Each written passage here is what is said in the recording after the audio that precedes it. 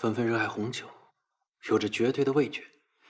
假以时日，一定是非常出色的红酒大师。你不要瞧不起人家。怎么觉得你怪怪的呢？你不会是喜欢他吧？你有病吧？哎，你急了啊？我是被你气的。你别以为我不知道，从小到大呢，明成哥的东西你都要抢。你还好意思说？从小到大你就偏心许明辰？我跟你说正经的呢，你要不啊，你就发挥发挥自己的魅力，好歹呢，你也是顶尖的红酒大师，还是陆纷纷的老板，你加加油，把他给撬过来。然后你趁虚而入，勾搭许明辰。想得美！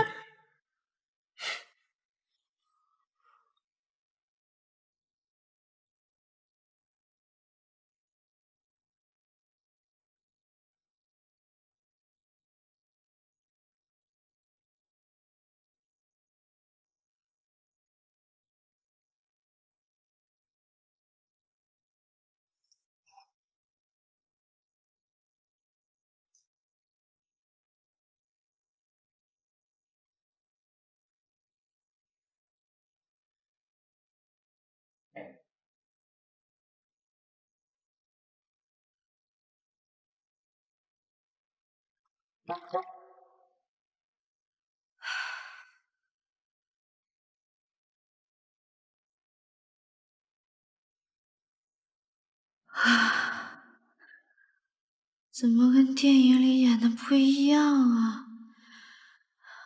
我怎么感觉晕晕的？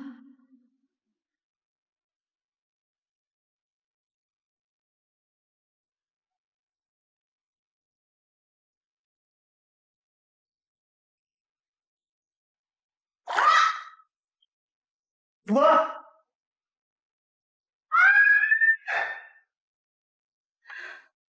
没事吧？你进来干嘛呀？我看你喊那么大声，我就过来看看你有没有关系啊。我没事儿，真的没事啊？你赶紧出去吧。那你注意安全啊。嗯，好，丢死人了。没关系，我们是情侣。不行，我有关系。行吧，那你注意安全。好。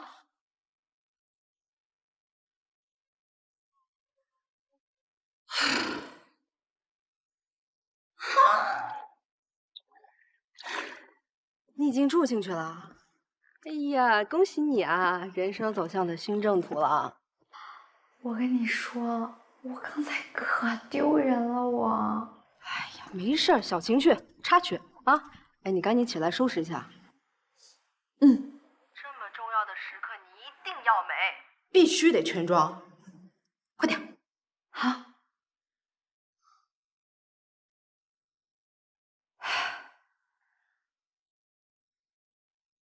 全妆、素颜霜、心机粉饼、变色唇膏，他看不出来你擦了粉，还化了妆，还喷了香水。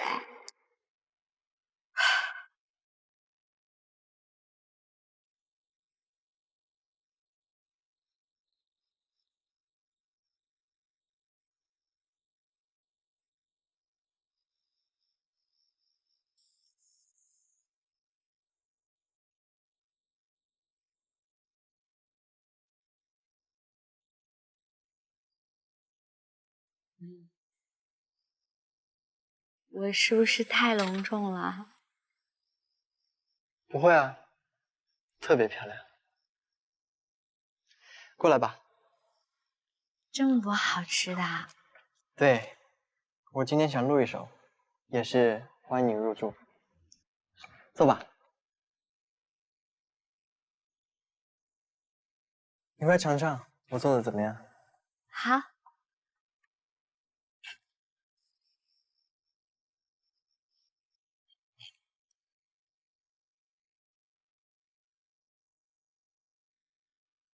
好吃哎。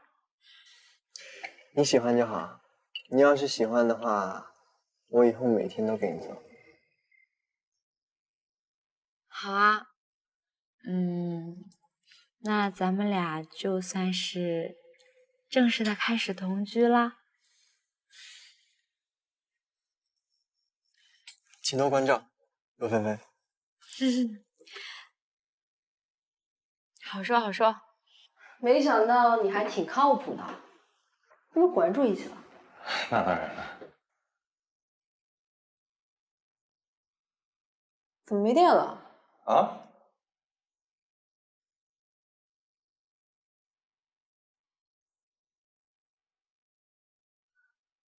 何乐，哎，你干什么了？我就做戏做全套啊，我就把电路给断了。什么？今晚电线能修好吗？今晚是不行了。那我住哪儿？我给你开酒店吧，5星级的。我去拿换洗的衣服。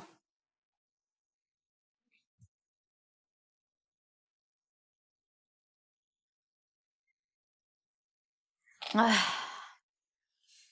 这是谁家的小帅哥啊？怎么越看越好看呢？当然是你的。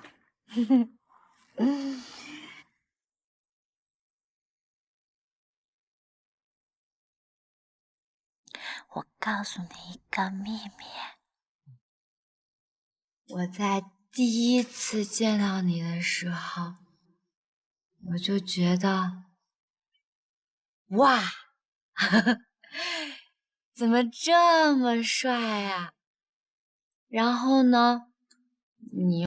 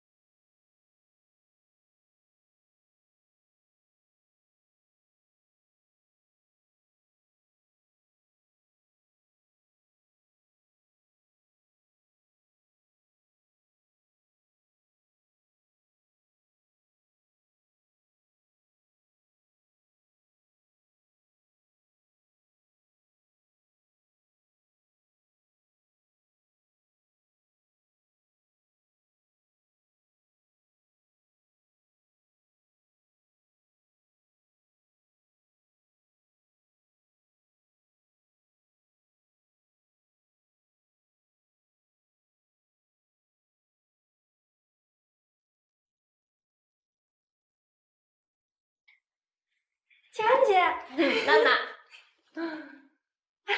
明晨哥呢？这丫头心里只有明晨吗？明晨哥现在什么样子了？他现在啊，越来越年轻，看着就像18岁似的。哎呀，我都快愁死了。是你说那个返老还童症吗？那不会有什么副作用吧？那倒不会，就是越来越年轻，再治不好，看着就会像我儿子似的。这么好的病，那我也想得。这件事情呢，对集团的经营有影响，我没有对外说，奶奶也不要说出去啊。姐，我又不是小孩子嘛。好，姐姐错啦，我们娜娜不是小孩子了。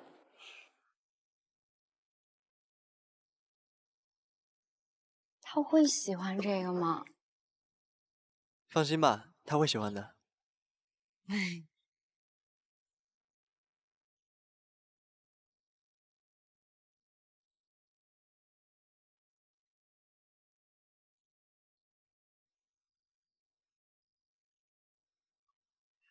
娜娜，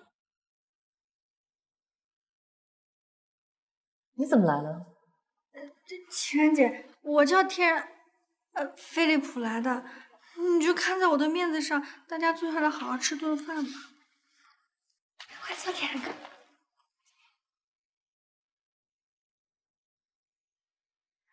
明琛哥，不好意思，我们来晚了。姐姐，哎，是你？你们认识吗？啊，我们之前买红酒的时候认识的。对啊，那真是太巧了。娜娜，这个是我和芬芬挑的礼物，希望你喜欢。谢谢。明琛哥送的，什么我都喜欢。喜欢就好。芬芬还一直很忐忑呢，怕你不喜欢。来吧，大家入座。娜娜，坐我边上。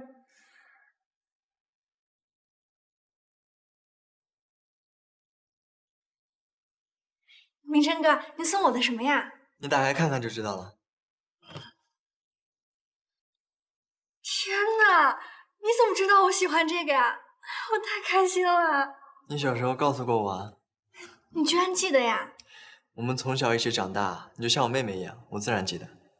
当然，这也要感谢芬芬，是她启发我的。果然，女孩子挑女孩子的礼物最合心意。你喜欢就好。谢谢。哎，明琛哥，我好想回到咱们小时候呀！咱们小时候每天在一起，一起听歌，一起玩耍。哎，你记不记得我们小时候一起玩过家家？我们还扮过小夫妻呢。大家小时候都爱玩这个，我小的时候还扮演过我们家隔壁熊熊的小新娘呢。不是，你小时候不错说。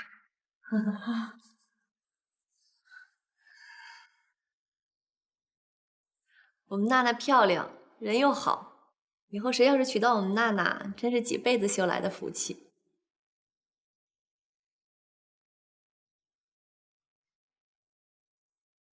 明琛哥，你对陆小姐可真好啊！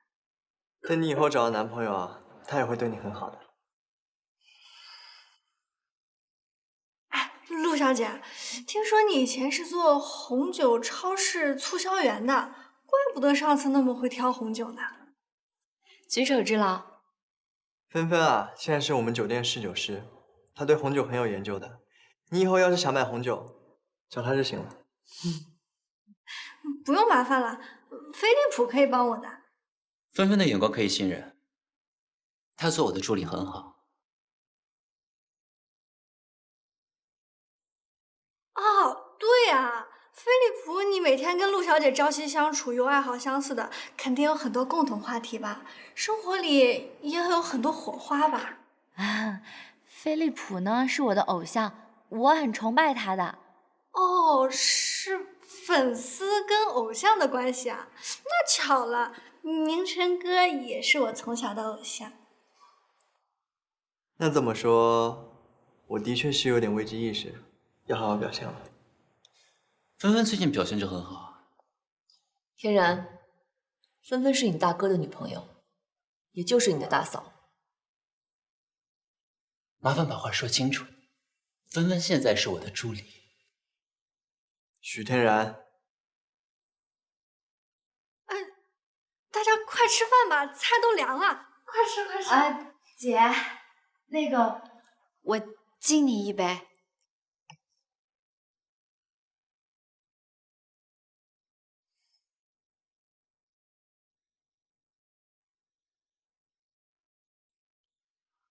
哦，太难了，我第一次感觉吃个饭这么累。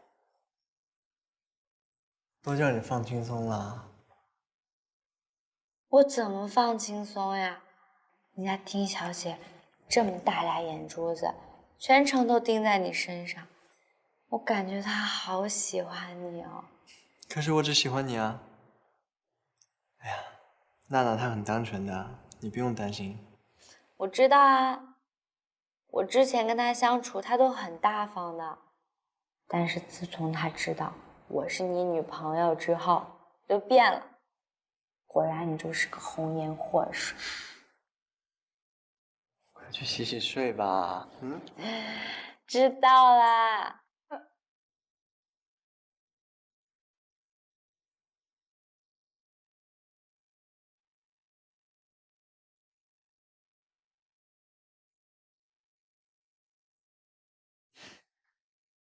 哎，差不多得了。我就是想不通，那陆芬芬到底有什么好的呀？你看今天明成哥对她那个维护劲儿，好像我要把她吃了一样。那没冤枉你啊，你是想吃来着，就是没机会。许天然，说了不要叫这个名字。飞利浦，那你要不要加入我这边？千然姐都不爱我。他不爱你那正好啊，你可以加入我的阵营。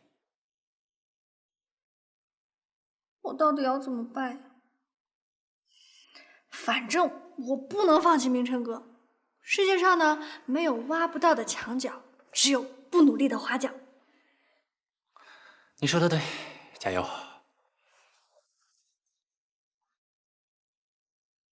那个红酒你摆好了吗？那个，这是什么呀？哎，大伟，他们在这干嘛呢？忙忙碌碌的，白冰也在。你还不知道呢，红酒主离要来。白总监昨天连夜在酒店搞细节。红酒主离是谁啊？抖音第一 UP 主啊，坐拥1000万粉丝。这么厉害？对呀，他的影响力可远超传统的红酒大师啊。他稍微几句吐槽就能决定一家小酒廊的生死，而他稍微点点赞夸几句就能带火一款品牌。那他来咱这儿干嘛来了？传统的说法叫考察，网红的说法叫探店。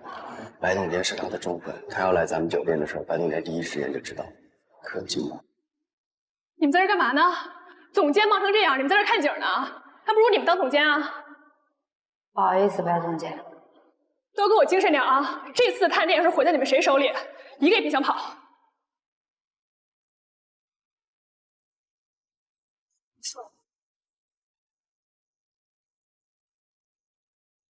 两位下午好，请问你想喝点什么？你介绍一下吧。好的，没问题。天气这么炎热的话，来杯冰镇的雷司令消消暑最合适不过了。哎，你们有哪些装的酒啊？您如果不喜欢雷司令的话，我给您推荐一款来自新世界的格瑞维诺。这款酒呢，带有一点贵腐霉菌的香气，而且入口甜美，熟度刚刚好，非常适合像您这种风韵迷人的。那照片我看起来好胖啊，修不好，删了，这张马马虎虎哈。的女人，您看合适吗？你说什么？我刚刚给您推荐了一款格瑞维诺半甜白葡萄酒。不用了，就你刚才说的雷司令。好的，没问题。等等，刚才你说的那个美国的酒能喝吗？这个品牌并不知名，这红酒主力居然能一口说出产地，还真有点本事啊！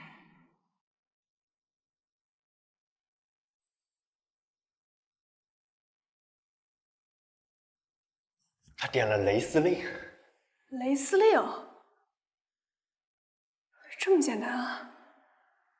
那不用陆芬芬了，我自己来吧。去拿一支好年份的格瑞维诺，然后冰到适宜温度，再帮我准备一支冰到适宜温度的酒具。好。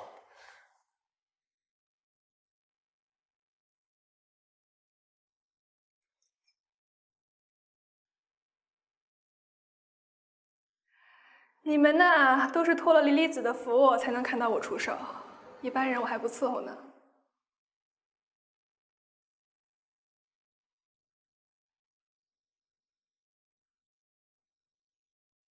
您如果有别的需要，我们也有德国名庄的酒品可以推荐。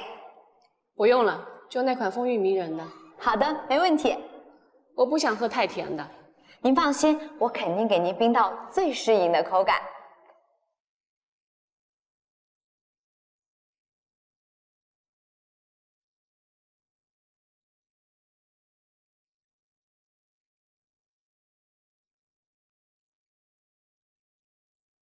小姐，您的酒到了。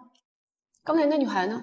啊，她只是我们酒廊一名普通的侍酒师，我是总监，我来为您服务。啊。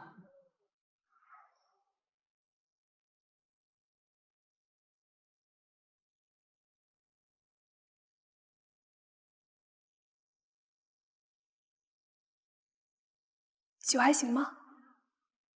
还行，你可以走了。红酒主理小姐，我叫白冰，我特别喜欢您，我能跟您合张影吗？啊，原来是我的粉丝啊！当然，来吧，来。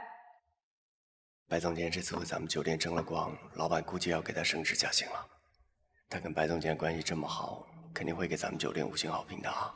5星好评当然好了，皆大欢喜嘛。好，谢谢。开始直播。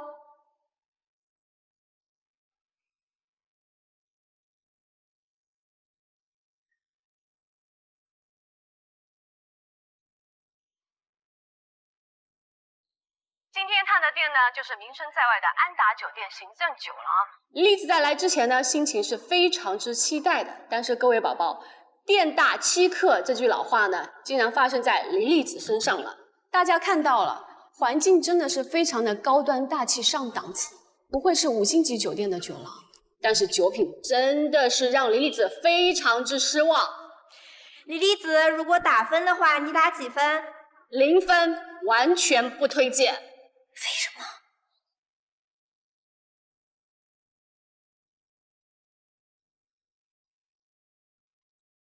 红酒主理小姐，我想知道为什么？为什么？你为什么要在直播里那么说呀？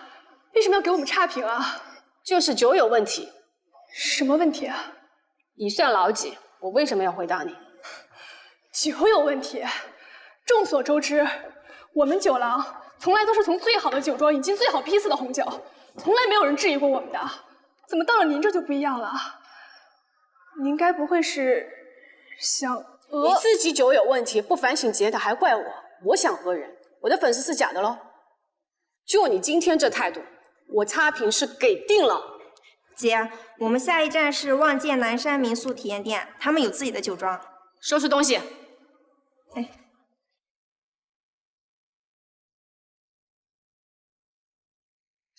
等一下，你又想干什么？我的时间是很宝贵的。对不起啊，红酒主理小姐，刚刚是我的问题。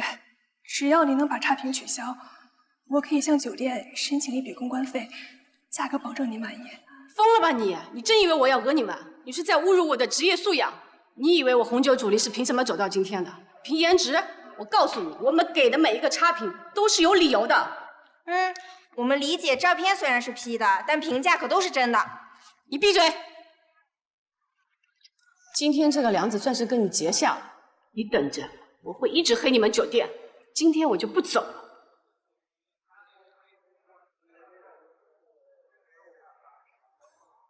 他好像是真的对咱们的酒不满意啊。可我们酒确实没有问题啊。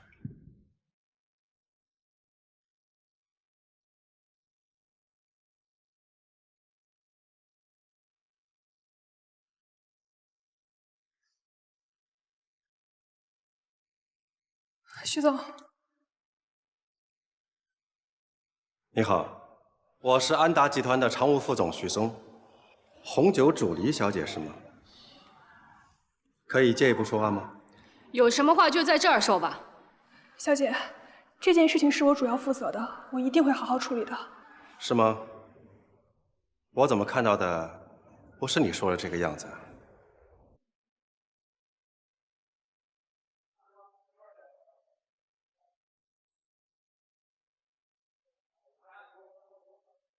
刚才白总监说的话，我是认可的。李小姐有什么样的诉求，可以尽管向酒店提出来，我保证，一定尽量满足。搞了半天，你也以为我是来耍无赖的？我就想问你们一句话：我说这酒有问题，你们有没有一个人站出来喝一口？上来就要我改评价？你们星级酒店真是够排面啊！你们心里有没有尊重过一丁点客人？是不是说你们不好，就是碰瓷，就是讹人？我那0分都是给多了。我们走，路上就改成负分。李姐，平台没法给负分，那就投诉平台。不好意思，红酒主李小姐，请您稍等一下。陆芬芬，你干什么呀？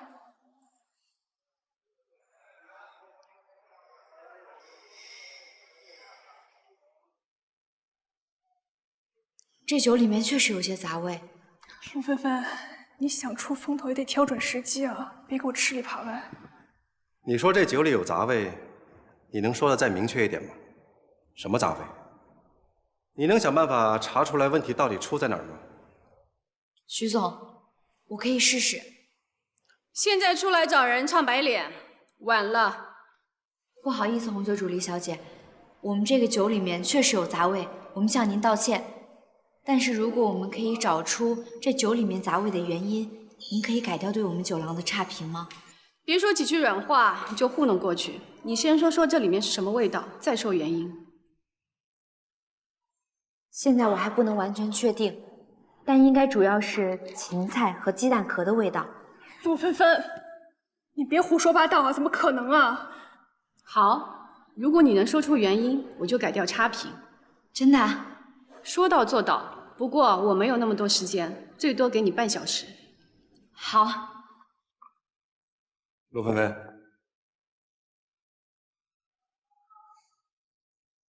你确定你一定能行吗？我可以试试，徐总。如果你找不出原因的话，那就自动离职。好。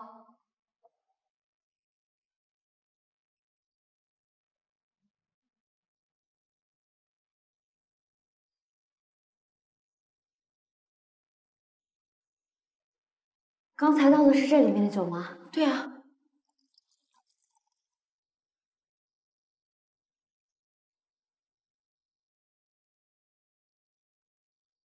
怎么样？有什么问题吗？我觉得他就是故意找茬，网上这样的人太多了。那还要不图钱？他有什么目的啊？搞事情蹭流量呗。没有那个金刚钻就别揽瓷器活。芬芬，要不我再去开几瓶一样的酒给你尝尝？不用了，酒没问题。我们的酒怎么可能有问题啊？还芹菜味、蛋壳味儿，你以为是你们超市的垃圾场啊？你刚才给红酒主力倒酒的酒具，是不是在冰柜里冰过？对啊，当然了。哪个冰柜啊？就咱们酒店厨房的冰柜啊。你什么意思啊？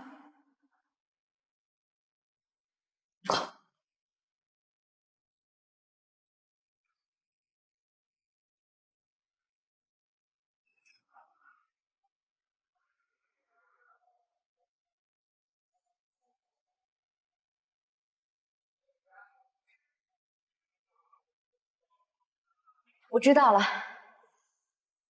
找到原因了？红酒主力小姐说的没错，这杯酒里面呢确实有异味。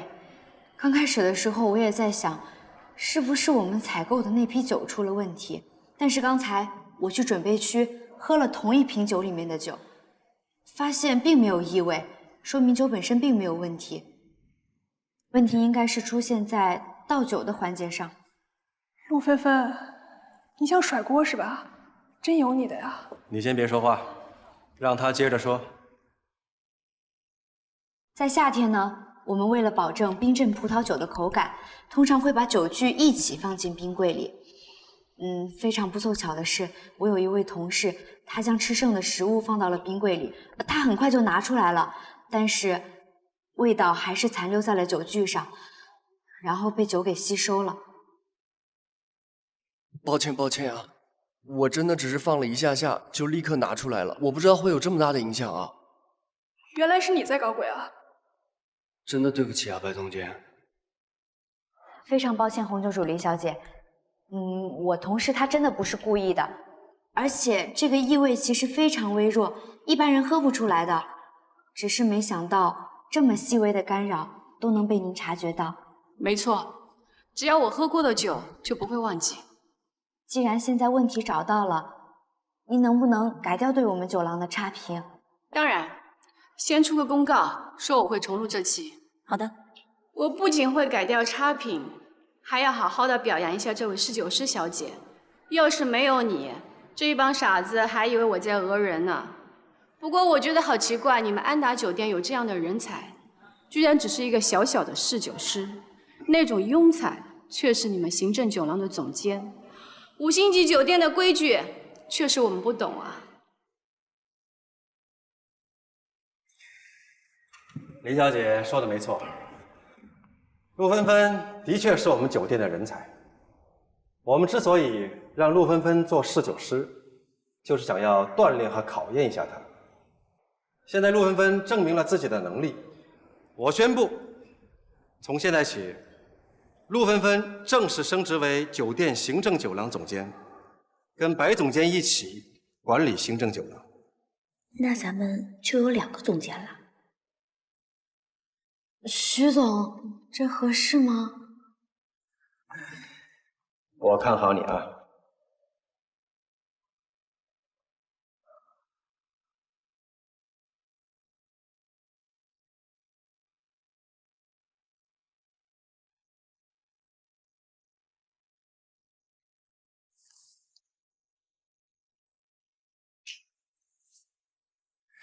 你说陆芬芬升职了？对，还是许嵩许副总提拔的。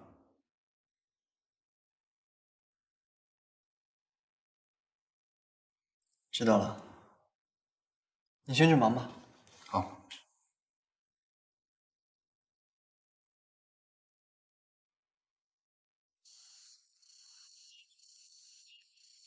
白总监，徐总，白总监，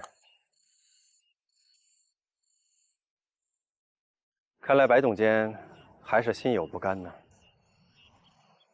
今天这件事情可大可小，你闯下大祸，陆芬芬力挽狂澜。你别忘了，陆芬芬还有枕边风的优势，有什么不可能的？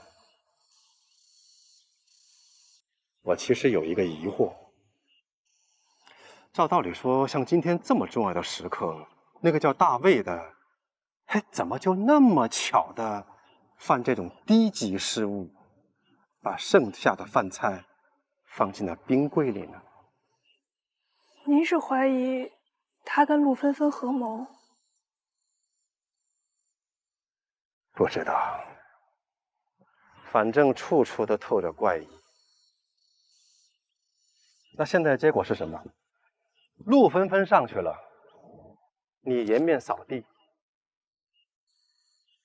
白总监，我知道你也是出于好意，想找来一个网红，立下一大功，好让明晨能高看你一眼。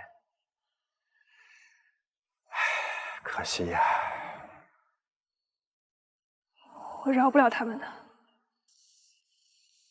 你想怎么着？跟他们直接翻脸吗？那个大卫可是把全部责任都扛下来了，说这是他一个小失误。你现在即使回去把他给开了，也于事无补啊。这件事情无论如何都攀咬不到陆芬芬头上的。白总监，我听说你跟这个陆芬芬一贯都不合，她现在已经做到了跟你同样的位置上。我劝你还是要先下手为强。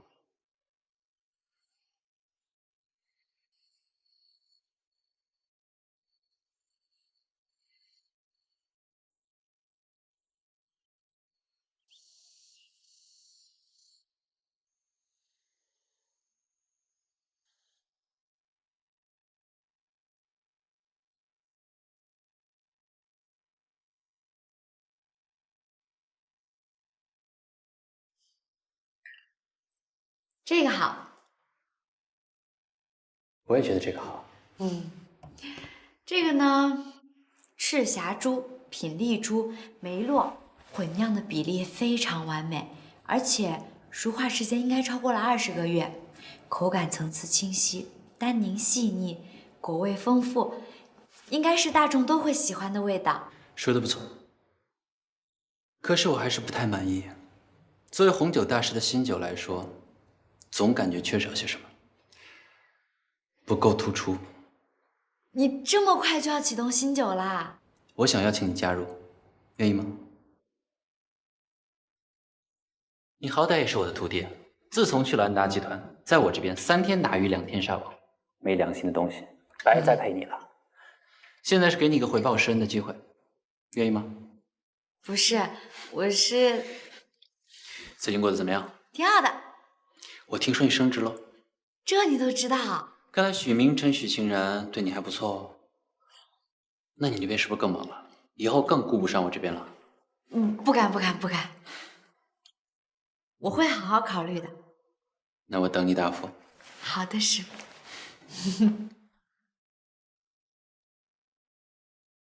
大家都知道，我们酒店1年1度的进口红酒采购会马上就要开始了。跟往年相比，今年最大的不同就是增加了国产红酒的比例，这主要是为了迎合市场的变化。国产酒近1-2年来发展迅速，势头强劲，我们要尽早的接触有潜力的供应商，达成长期共荣的合作关系。这件事对于我们酒店来说具有重要的战略意义，不能马虎。所以今年的采购会还是由白总监负责，流程参照往年，只是在过程当中增加一个国产红酒供应商的筛选环节。明白。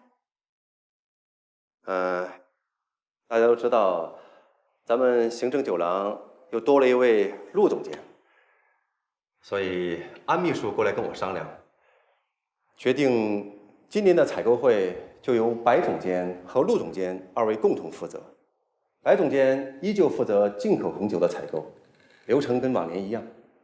陆总监就负责国产红酒的采购，白总监可以给陆总监一些专业性的指导啊，专人专项。大家有什么意见？陆芬芬她没有红酒采购的经历，这么重要的任务交给她，她难以胜任的。既然是2位总监，另外1位总不能闲着。所以陆总监，安秘书对你委以重任，你可千万别让他失望啊！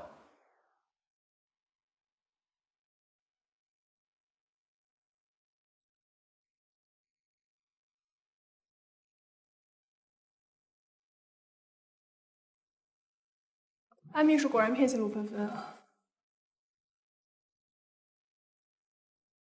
所以啊，我们才要早做打算的。白总监，你也说过了，这个陆芬芬是不懂得采购的，交给她这么重要的任务，她能胜任吗？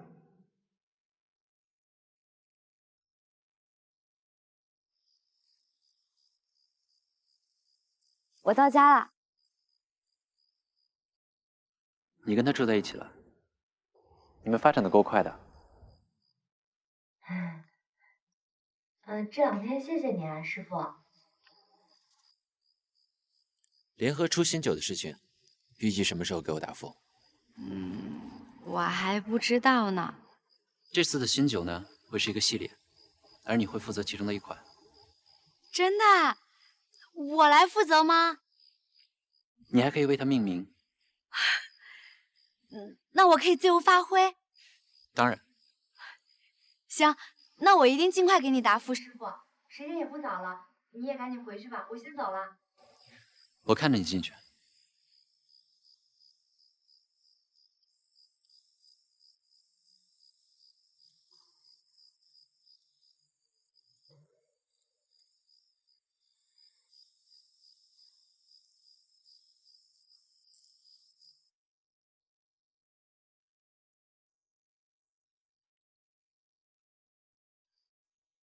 你在家呢？回来了。刚飞利浦送我回来的。我看到了。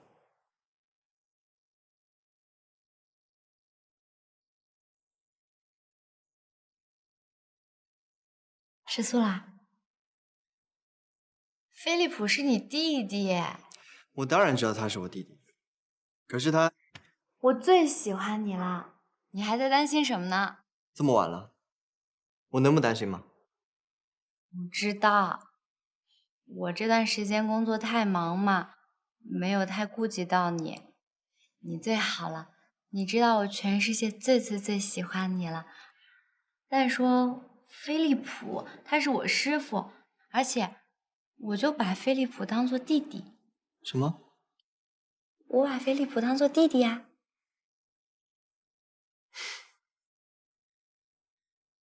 我是你男朋友，他当然就是你弟弟。哼哼，笑啦，笑了就是不生气了。我跟你说啊，今天飞利浦说让我做一款自己的红酒。挺好的，这是每个红酒大师的梦想。但是我还没有想好，因为我最近真的太忙了。你的意思是让我减少你的工作量？才不是，我是在想要怎么办呢？我这得先把酒庄的事情解决好，还有总监的工作我也得做好，最后再来想自己的事情。你知道就好。我知道，但我还是好激动啊！你知道的，我一直都想做一款自己的红酒，又平价又好喝的那种。你知道吗？这世界上有句话，叫做鱼与熊掌不可兼得。我懂啊，可是那些高端的红酒真的太贵了，特别不友好。我要做，我就做一款能让大家实现红酒自由的酒。不相信啊？我知道你们这种人喝酒呢，喝的不只是酒，而是一种身份的象征，所以没有最贵，只有更贵。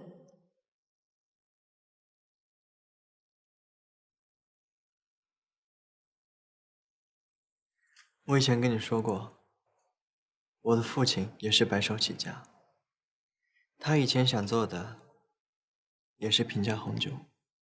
真的啊？我从来没有听你提起过你父亲的事。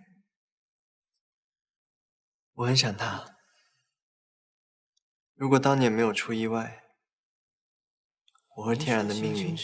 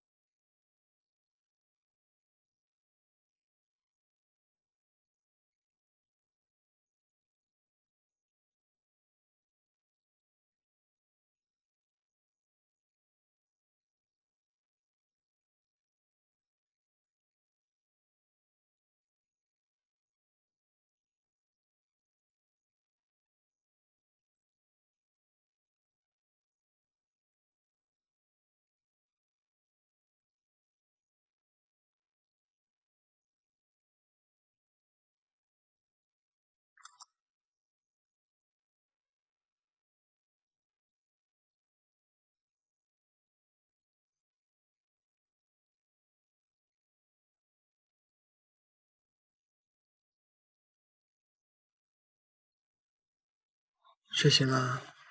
嗯。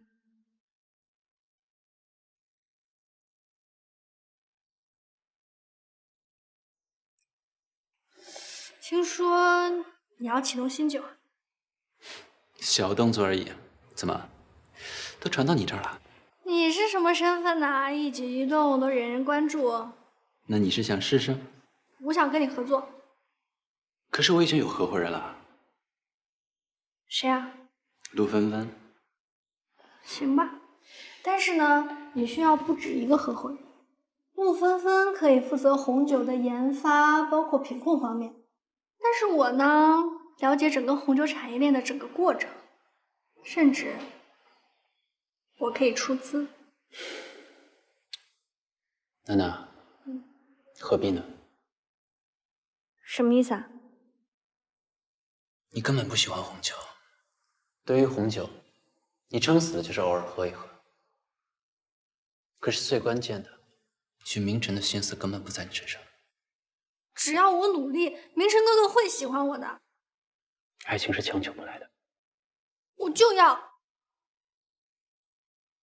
那你呢？你为什么这么高看陆芬芬啊？就只是因为她的红酒天赋啊？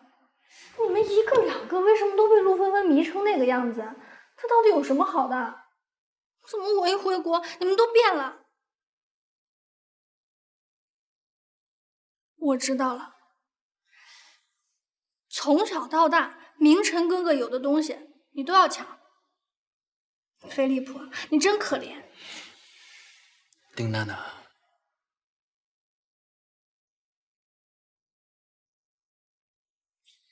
你别生气嘛，我开玩笑的。你跟芬芬是两种人。芬芬很有天赋，她有着绝对的味觉，以后一定会被更多的人知道。而且她很真实，哪怕她现在只是一棵小草，可是却具有顽强的生命力。那我呢？你呀，你是高岭之花，不可亵玩。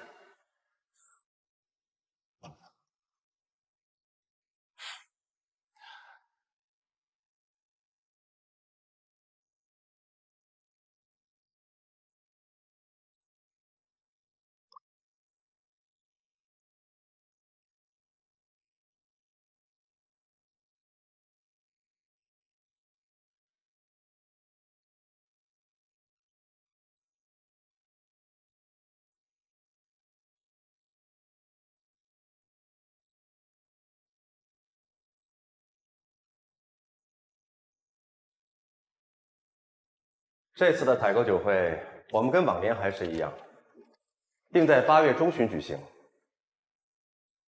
在流程上，我们基本不做大的变动。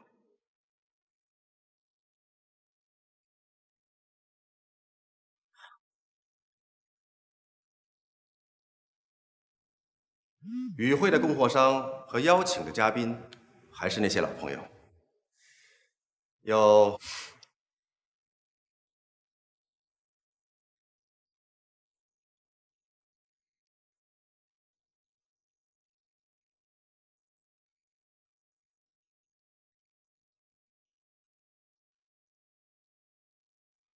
芬芬，那2家供货商把样品都送来了。这么快？来了。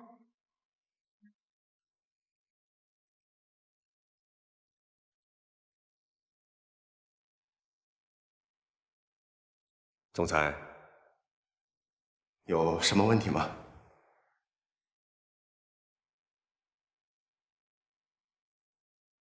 没有，我觉得很好，特别好。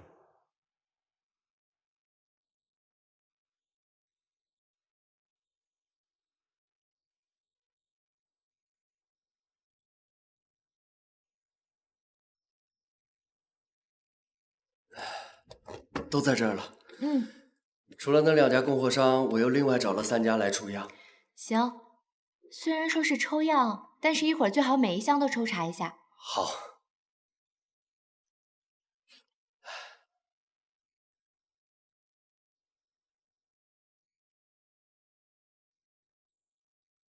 芬芬姐，你这查的也太细了，以前白冰总监可从来没有每一项都抽查。毕竟都是客人要喝进肚子里的，当然要查的仔细一点了。哦，忘了跟你说，今天那个无差价酒业送酒来的时候说，还能在谈定的价格上做些让步。都无差价了，还能让步啊？老板说是为了以后能和咱们酒店达成长期合作的关系。哦，对了，他们之前一直是给市区各大超市供货的，老板还认识大雄。是吗？啊，老板说大雄对他们特别照顾。行，那就定这个无差价吧。好嘞。我给白总监和徐总汇报一下。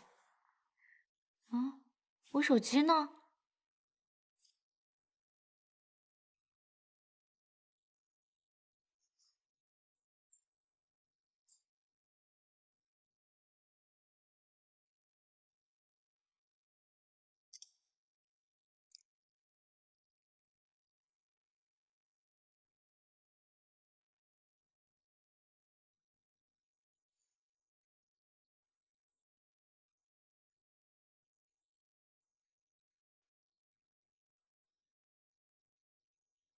出来了。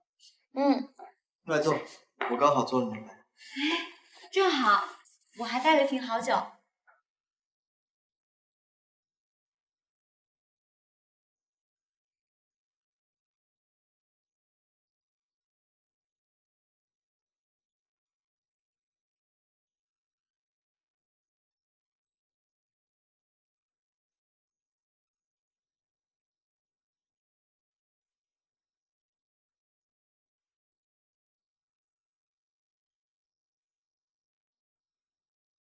这是什么牌子啊？我怎么没见过？这个啊，这个是新供货商送来的酒，性价比高的没话说。你得感谢我，我给酒店省了不少钱呢。选择供货商，性价比是一方面，但也不能完全看价格。我知道，他们送过来的样品，每一瓶我都有仔细检查的，绝对没有问题。而且他们给我之前工作过的那个超市也送过酒，值得信赖。为什么不用之前的供货商？因为这个品质又好又便宜啊。怎么了？我说的有问题吗？大公司不管采购什么，一般会选择市场占有率最高的品牌，或者是一直合作的品牌。这些品牌既不是价格最低的，也不是质量最好的。你知道为什么吗？不知道。因为这些品牌一旦出了问题，负责采购的人不用承担责任。所以你们大公司才有那么多的浪费嘛。你们这样子以后会被淘汰的。这种时候就需要像我这样的人来大刀阔斧的改革。想法是好的，但我不希望你出事。你尝尝嘛。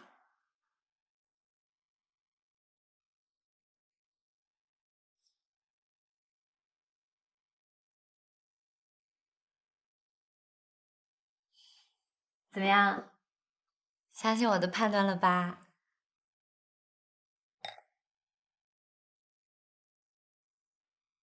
还有啊，今天那张照片是怎么回事？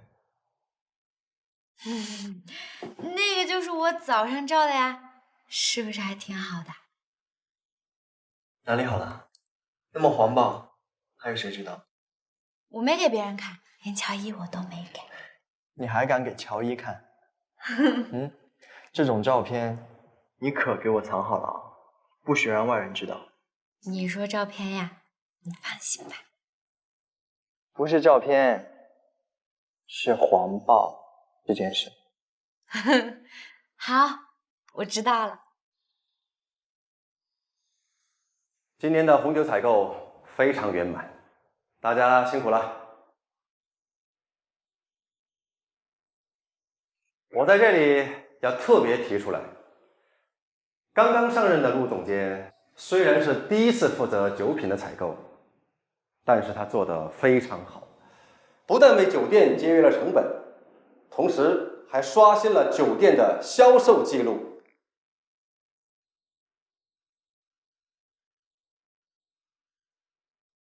有什么可得意的？酒店决定为陆总监开一个庆功宴，大家千万不要错过啊！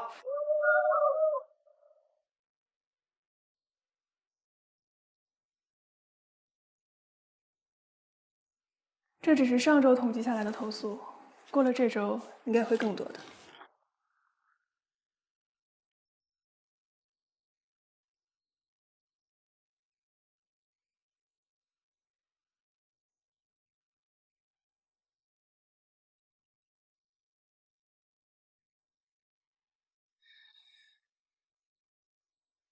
好，非常好。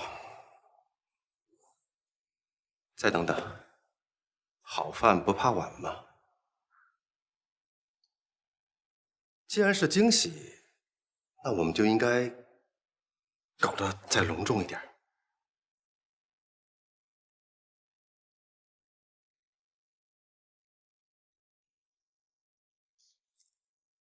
陆总监，什么事啊？酒店1个多星期以前就收到你采购的那批酒的投诉，我们已经如实把情况反映给了行政酒廊，为什么你们迟迟不给反馈？现在投诉者已经聚集到酒店楼下了。怎么会这样呀？酒出了什么问题吗？你说什么？往年的采购都是由我负责的，但今年国产换成了陆芬芬，她擅自换了不熟悉的供应商，才会出现这种情况。还好只是少部分顾客，应该能控制。关键有几位顾客住了院，媒体还在追着报道，而且顾客已经堵在门口了，你要不要去看一下？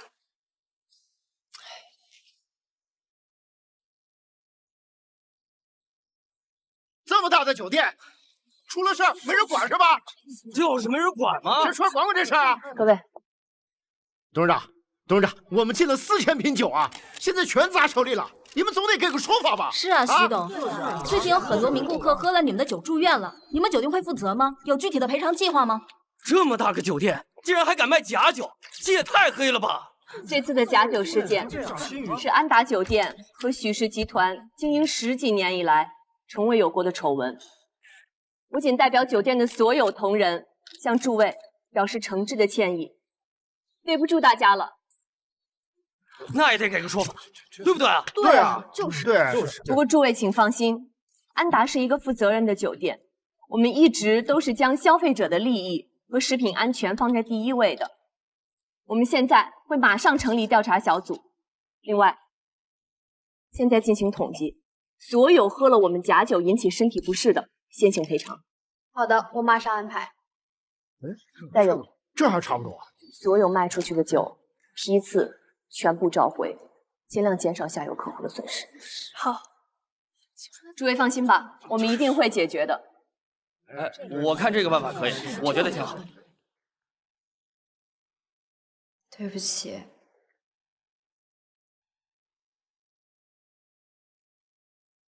是我对不起大家，对不起集团。该说对不起的是我，是我对不起大家，对不起集团，因为我给了你这么好一个机会。我现在真的搞不清楚，你到底是诚心的呢，还是无意让我们集团声誉受损，颜面扫地？把你提拔上来，我现在真是肠子都悔青了。徐总，您千万别这么说，这是我的问题，是我辜负了您的信任。徐总，供货商送样品来的时候，我跟陆总监仔细检查过了，那些样品100%没有问题的。可是后来送来的酒却被调包了。大卫说的没错，当时送来的样酒，我们都是一瓶一瓶检查的，没有遗漏掉任何一箱。这中间肯定是出了什么问题的，徐总。你们俩现在说这些还有什么意义？你说的事情我会去调查，大家打起精神，控制住局面，不要让事情进一步恶化了。是。董事长，那陆总监，陆芬芬现在开始停职调查，一切等调查结果出来再说。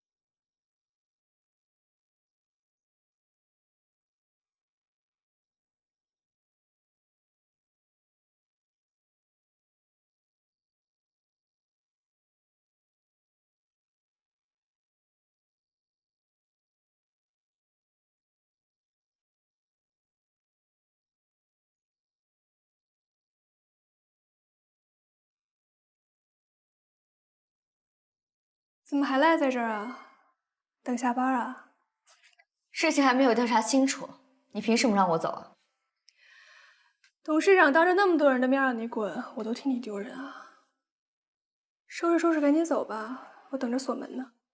我自己会走，我不用你赶我。行，半个小时之后我来锁门。你要是还没走的话，我可叫保安了。